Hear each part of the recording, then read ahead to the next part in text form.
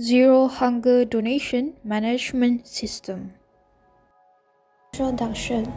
Managing donations efficiently is essential for charitable organizations, especially those dealing with food and basic necessities. However, many small organizations still rely on manual record keeping, which can be error-prone and inefficient. To improve transparency and accountability, digital tools are increasingly adopted to streamline donation processes. This project introduced the Zero Hunger Donation Management System, a C++ console-based program that allows donors to register and contribute various types of donations, while administrators manage records and generate reports. The system uses basic C++ features like selections, functions, array, and file handling to offer a structured and user-friendly solution. Non-profit organizations often face challenges while managing donations due to limited resources, lack of proper system, and dependence on manual data entry. These inefficiencies can lead to data inconsistencies, lost records, and poor donor communication. Without a structured system, it is also difficult to generate real-time reports, track inventory, or verify delivery of aid. Donors may feel discouraged if they do not receive confirmation of their contributions, while administrators struggle to maintain organized records. Moreover, in times of crises such as food shortages or disaster relief, timely and accurate management of donations become even more critical. To solve this, a simple and user-friendly console-based system using C++ is developed to manage donation data. It leverages arrays, file handling, selection, and reputation statements, and modular functions to record donor information, validate inputs, view inventories, and generate reports. The system aims to demonstrate key programming skills while also simulating a real-world solution to donation management. Now let me go through the techniques we use to build our donation system. The first technique used is modular programming. We started off by breaking our program into smaller and also manageable parts. This helps to keep the code clean and easier to update later on. And to control the program flow, like checking user roles or choosing menu options, we use if, else if, and switch statements, which are the selection techniques. It helps the system to decide what to do based on user input. And so for parts where users donate multiple times or go through menus repeatedly, we use do while and for loops. That's the repetition technique, which is great for repeating tasks without writing the same code again and again. And next, to keep track of the donation data like names, types, amounts, and phone numbers, we store everything using one-dimensional arrays. It's a simple but also an efficient way to manage and organize related data. Next, to make things even cleaner, we handle each main task using functions, like one function for donation, another for reports, and so on. This makes the program easier to test, reuse, and also understand. And of course, saving donation records is very important, so we use file handling with ifstream and also ofstream to read and write to a file called donations.txt. This way, the data doesn't disappear when we close the program. And next, to avoid wrong or weird entries, we added some basic input validation. For example, checking if the donation amount is within the range or if a field is empty. So it can help to keep the system error-free and also more reliable. Lastly, we use formatted output tools like setW bracket to make our tables and reports look neat and also easy to read. So that's all for the programming techniques used in this project. There are two target users for this system. The first one is donor, public user.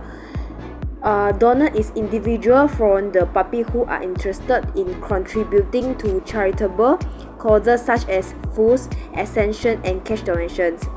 The system provides them with a simple interface to record their donation detail efficiently. The second one is administrator. Administrator is the staff member of volunteer responsible for managing donations.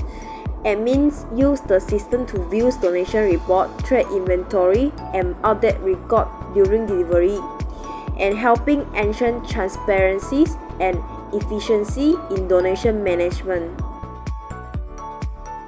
Now I will be presenting the pseudocode for our donation management system. The pseudocode outlines the overall structure and logic of how our system works from startup to termination. It is designed to be clear and modular, covering both donor and admin functionality. The program starts with system initialization. First, we set a maximum donation limit and create empty array to store donor information, donation types, and amounts. Then we attempt to load any previous donation record from a file. If the file exists, we restore the data. If no, the system starts fresh. After initialization, the program enters a loop then shows the main menu. The user can choose to donate, access the admin panel of exist. Based on the choice, we call the corresponding function. Invalid input are handled with an error message. If the user chooses to donate, we check if the donation limit has been reached. If no, we collect donor information like name, phone number, and donation date. Then we show donation categories such as foods, money, essential, etc. The user enter the quantity or amount and we update all our record and inventory. A thank you message and receipt are shown at the end. If the user chooses admin, we verify the username and password. If valid, the admin menu is displayed. It has 4 options: view report, deliver donation, view inventory, or logout. Invalid login attempts are denied. The view report function print all donation records in a readable format. View inventory shows current store level for all 5 donation categories. In the deliver donation function, the admin select a category and enter the quantity to be delivered. If enough stock is available, inventory is updated and a success message is shown. Otherwise, the system displays an error. All donations are saved to a file using Save Donation to File. On startup, we load the file using Load Donation from File and rebuild the inventory. This ensures data is persistent between sessions. Finally, the system stops when the user chooses to exit. This marks the end of the program's flow. In conclusion, our pseudocode provides a complete structure for a real-world donation management system. It ensures proper user interaction, admin control, data storage, and inventory tracking. For coding output part, I'll show you quick snippets about our coding output. So this is our walkthrough for our coding.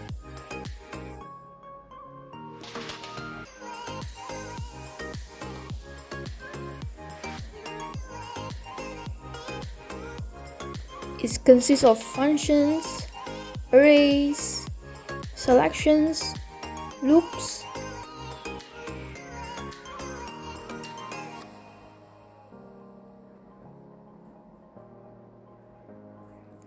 okay, now we try to run. So we see here the main panel. We press 1 and enter the full name for donators details, and then the phone number, and then the donation date, which is 2025.